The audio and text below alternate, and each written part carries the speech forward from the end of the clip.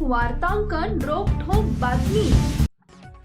आरटीओचे E चलन असल्याचं भासवून पाठवलेल्या बनावट ॲप फाईलद्वारे मंगळवेढा तालुक्यातील एका तरुणाची तब्बल 5 लाखांहून अधिक रुपयांची ऑनलाईन फसवणूक झाल्याची धक्कादायक घटना उघडकीस आली आहे। या प्रकरणी मंगळवेढा पोलीस ठाण्यात अज्ञात आरोपी विरोधात सायबर गुन्हा दाखल करण्यात आला असून पोलीस अधिक तपास निरीक्षक बोरी गिड्डे करत आहेत।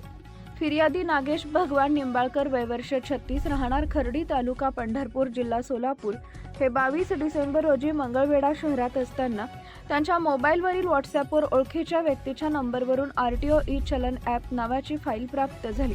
आरटीओ चलनाची पावती असावी असा समज करून त्यांनी ती फाईल ओपन केली। फाईल ओपन केल्यानंतर इंग्रजी भाषेत नेक्स्ट असे पर्याय येत गेले। शेवटी पे UPI 50 रुपयेचा चार्ज असा पर्याय दिसल्यानं त्यांनी व्यवहार न करता बाहेर पडले। मात्र त्यानंतर त्यांच्या नकळत त्यांच्या मोबाईलवरून बँकिंग ॲपशी संबंधित प्रक्रिया सुरू झाल्याचं निष्पन्न झालं। 23 डिसेंबर 2025 रोजी सकाळी मोबाईल तपासला असता SBI एनो ॲप रजिस्ट्रेशन OTP तसेच नवीन लाभार्थी जोडल्याचे संदेश आले।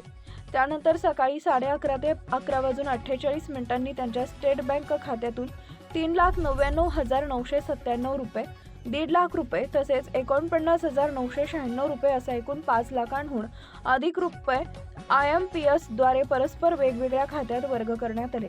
फसवणूक लक्षात येताच फिर्यादी निंबाळकर यांनी तत्काळ सायबर हेल्पलाईन व संबंधित SBI शाखेशी संपर्क साधून खाते होल्ड करण्याची विनंती केली। मात्र त्यानंतरही काही रक्कम वळती झाल्याचं उघड झालं। या प्रकरणी मंगळवेढा पोलीस ठाण्यात अज्ञात आरोपी विरोधात गुन्हा दाखल करण्यात आलाय।